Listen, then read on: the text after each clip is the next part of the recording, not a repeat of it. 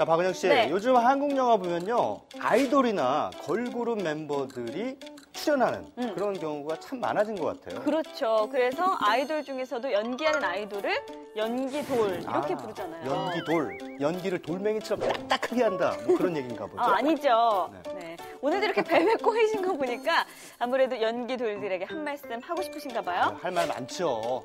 하지만 뭐 그들의 연기력을 논하려고 하는 건 아니고요. 네. 요즘 최근의 흥행 추세를 이렇게 보면요, 아이돌 멤버들이 출연했다고 해서 반드시 흥행과 연결되는 건 아니더라, 이 말씀입니다.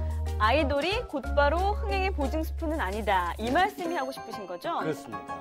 아이돌 믿다가 큰 코 다친 영화들, 이번 주 까칠한 시선에서 까칠하게 짚어봅니다. 자, 지난 10월에 있었던 부산국제영화제 영화 카트의 무대 인사 장면인데요. 정말 열기가 뜨겁죠? 그러네요. 이 영화에 출연했던 아이돌 그룹 엑소의 디오 때문이죠? 그렇습니다. 영화에선 디오 대신 도경수라는 이름으로 출연했는데요. 수천 명의 팬들이 몰려와서 야외 상영이 그야말로 환호성으로 가득 찼다고 하죠. 하다못해 영화 상영 중간에도요, 스크린에 도경수 장면만 나오면 마구 함성 소리가 나올 정도였다고 합니다. 그렇군요. 듣자 하니까 도경수 팬들이 언론 시사 때 기자들한테 선물도 나눠줬다고요? 아, 그거 저도 받았습니다. 정말 팬심의 힘이 대단하다, 이런 생각이 들었는데요.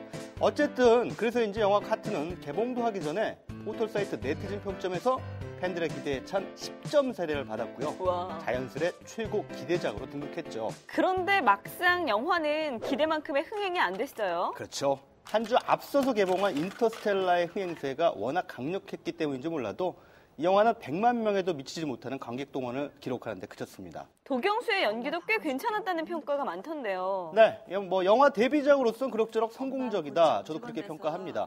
하지만 어쨌든 아이돌 도경수가 출연했다고 해서 개봉 전부터 그토록 시끌벅적했던 것과 비교하면요, 흥행 결과는 참으로 대조적이라고 할 수밖에 없을 것 같습니다. 사실 아이돌 멤버가 출연한 다른 영화들을 들여다보면은 카트는 그나마 나은 편입니다. 인기 웹툰을 영화로 옮긴 패션왕이군요. 네, 이 영화에는 누구죠? 걸그룹 FX 멤버, 누구야? 썰리. 썰리가 출연했죠? 여보세요. 썰리가 뭡니까, 썰리가? 설리. 아, 설리? 성이 설씨예요? 썰리나. 아무튼 영화의 무대가 되는 기항고의 외모가 별로 출중하지 않은 전교 1등 여학생으로 변신했죠. 걸그룹 이미지를 탈색시키는 꽤나 도발적이고 개성적인 캐릭터였습니다만 이 영화 역시 흥행과는 거리가 멀었습니다.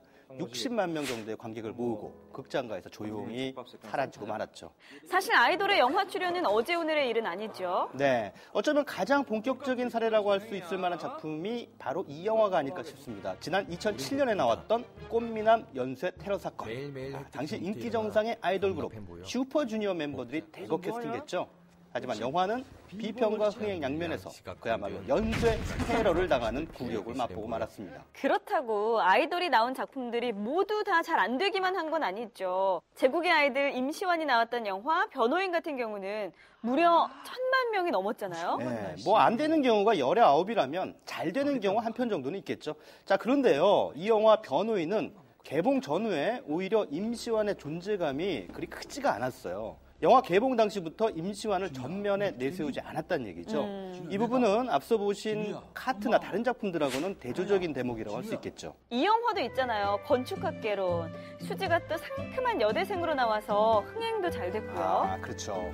그런데요, 이 경우에는 영화가 수지 덕을 본 게 아니라 수지가 영화 덕을 봤다. 수지 만난 장사를 했다, 이게죠. 네. 이렇게 보는 게 맞는 게 아닐까 싶습니다.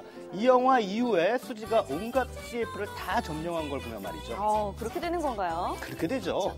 사실 따지고 보면 출연진 가운데 아이돌 멤버가 부각되거나 아이돌의 인기를 흥행에 활용하고자 했던 거의 대부분의 영화들은 잘 안 됐습니다.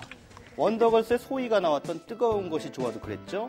빅뱅의 멤버 최승현이 나왔던 동창생 그랬죠.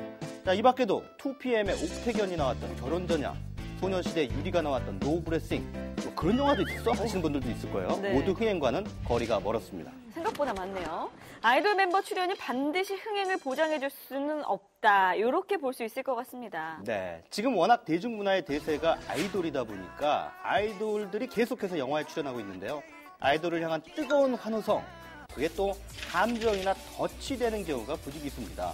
아이돌이 아무리 인기가 많아도 아무리 충성도 높은 팬심이 하늘을 찌른다고 해도 그것만으로 동원할 수 있는 관객 수는 한계가 있을 수밖에 없거든요.